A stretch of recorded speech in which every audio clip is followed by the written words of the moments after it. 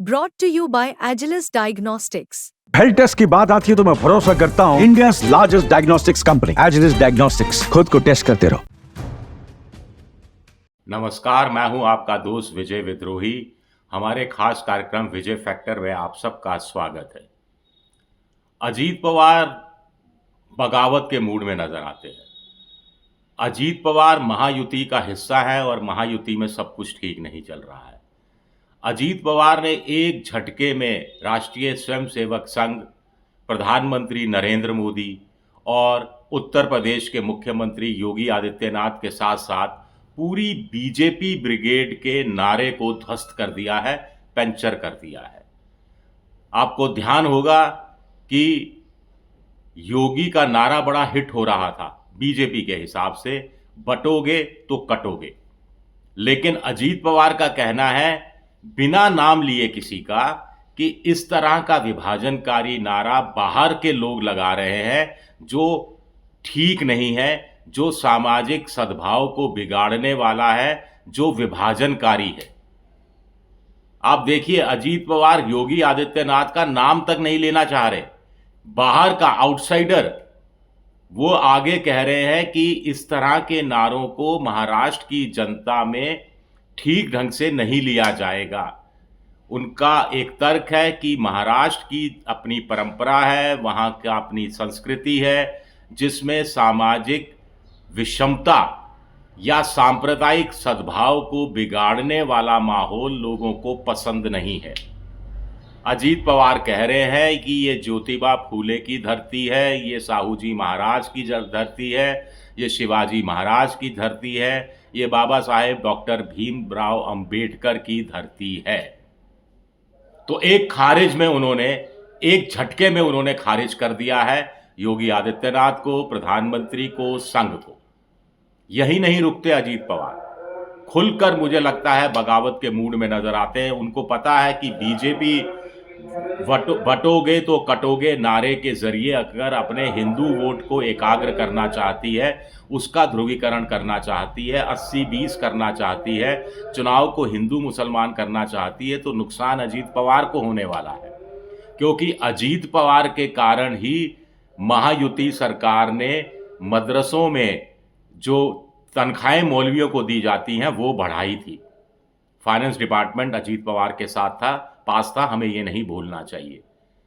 उन्होंने बहुत बड़ी संख्या में, ठीक ठाक संख्या में मुस्लिम उम्मीदवार भी खड़े किए हैं, और अगर ये बटोगे तो कटोगे वाला नारा का विरोध नहीं करते तो मुस्लिम वोट उनको नहीं मिलता। अब भी कितना मिलेगा कितना नहीं मिलेगा कहा नहीं जा सकता, लेकिन एक गुंजाइश तो बाकी रखने की कोशिश की है अजीत पवार ने। और सबसे बड़ी बात है कि इसका ज़्यादा नुकसान बीजेपी खेमे को होने वाला है, क्योंकि विपक्ष के लोग भी अजीत पवार का नाम लेकर कहेंगे कि देखिए, आप ही के पार्टी का एक जो सीनियर धड़ा है, एक गुट है, वही आपके नारे को मानता नहीं है, उसको गलत बता रहा है, विभाजनकारी बता रहा है। अजीत पवार से आगे जब पूछा गया कि प्रधानमंत्री की मल्टीपल रैलीज होने वाली हैं, तो उन्होंने कहा कि बारामती में प्रधानमंत्री की रैली की ज़रूरत नहीं है, हम यहाँ संभाल लेंगे, प्रधानमंत्री बाकी कॉन्स्टिट्यूंसीज में जाएंगे। ये एक बहुत बड़ा तमाचा है बीजेपी को। अजीत पवार ने साफ साफ संकेत दे दिए हैं कि प्रधानमंत्री नरेंद्र मोदी उन्हें इस रूप में पसंद नहीं है कि वो बारामती आएंगे, बटोगे तो कटोगे की बात करेंगे और तमाम सांप्रदायिक सद्भाव बिगाड़ने वाली बातें करेंगे, जिससे उनका चुनाव प्रभावित होगा। और बारामती में वो अपने भांजे भतीजे के खिलाफ चुनाव मैदान में हैं और अपने पॉलिटिकल करियर की सबसे मुश्किल लड़ाई लड़ रहे हैं। और अपने पॉलिटिकल करियर की सबसे मुश्किल लड़ाई जो नेता लड़ रहा हो, उसको प्रधानमंत्री का आना सुहा नहीं रहा हो, तो इससे साफ जाहिर हो जाता है कि महायुति में कितने मतभेद हैं और कितने आपस में विचारधारा के स्तर पर दरारें हैं। अब इसका मतलब क्या निकाला जाए? तो क्या ये माना जाए कि अजीत पवार का जो कार्यकर्ता है, ऐसे समय में जब उनका नेता बटोगे तो कटोगे नारे की सख्त आलोचना कर रहा है, तो उनका जो समर्थक है, क्या बीजेपी के उम्मीदवारों को वोट आसानी से दे देगा? क्या वोट आसानी से ट्रांसफर हो जाएगा? इसका दूसरा मतलब है कि चूंकि अजीत पवार ने इस नारे की आलोचना करी है तो बीजेपी का जो हिंदूवादी वोटर है वो क्या एनसीपी अजीत पवार के समर्थकों को उनके उम्मीदवारों के पक्ष में वोट डालने के लिए तैयार हो जाएगा? बहुत बड़ा सवाल उठता है। कुल मिलाकर 50-52 सीटों पर अजीत पवार की पार्टी लड़ रही है और इसके अलावा बीजेपी वाला जो प्रभावित इलाका है तो करीब 70-80 सीटों पर क्या अजीत पवार के बयान का असर होगा, ये देखना अपने आप में दिलचस्प होगा। अजीत पवार यही नहीं रुकते हैं, वो अपने चाचा शरद पवार से संबंध बिगाड़ना नहीं चाहते।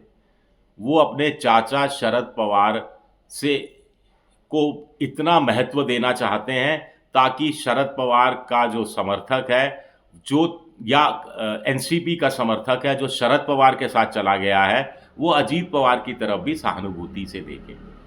ऐसे में बीजेपी के एक लेजिस्लेटर हैं खोट साहब, खोटे या खोटे कुछ नाम है उनका, पूरा नाम मैं भूल गया, उन्होंने एक बयान दे दिया जो शरद पवार के खिलाफ जा रहा था, बिलो द बेल्ट था, अमर्यादित था, बेतुका था और स्वस्थ दिशा में नहीं था।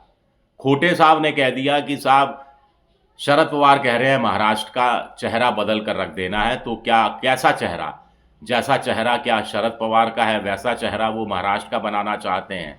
साफ तौर पर ये व्यक्तिगत बयान था, व्यक्तिगत टिप्पणी थी, शरद पवार के स्वास्थ्य को लेकर टिप्पणी थी, जिसको लेकर अजीत पवार ने गहरी नाराजगी जताई है और साफ साफ चेतावनी दी है बीजेपी को कि इस तरह के बयान उन्हें स्वीकार नहीं है। उन्होंने अपनी पार्टी के कार्यकर्ताओं से भी कहा है कि शरद पवार के खिलाफ कुछ नहीं बोला जाए, उनकी किसी तरह से कोई आलोचना नहीं की जाए, क्योंकि ऐसी आलोचना करने का मतलब है कि शरद पवार के पक्ष में सहानुभूति की लहर जाना और इससे सीधा सीधा नुकसान अजीत पवार को मिलेगा।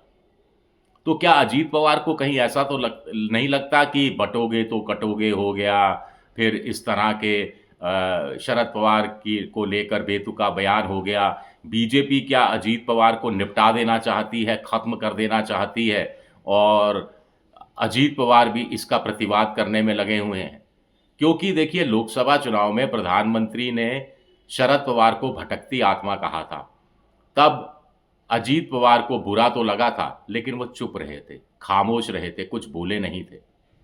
उसी समय अमित शाह ने शरद पवार को महाराष्ट्र में भ्रष्टाचार का सबसे बड़ा सरगना करार दिया था, उस समय भी अजीत पवार ने जुबान नहीं खोली थी। लेकिन अब उनका रिएक्शन आया है और बहुत तगड़ा रिएक्शन आया है। इससे साफ है कि महायुति में सब कुछ ठीक नहीं है और तलवारें लटकी हुई हैं और ऐसे में वोट ट्रांसफ़र एक नाजुक मामला, नाजुक मुद्दा बनता जा रहा है। अजीत पवार ने अपनी नाराज़गी से बहुत कुछ साफ कर दिया है। शुक्रिया मेरा ये वीडियो देखने के लिए। पसंद आए तो लाइक कीजिए, सब्सक्राइब कीजिए, शेयर कीजिए।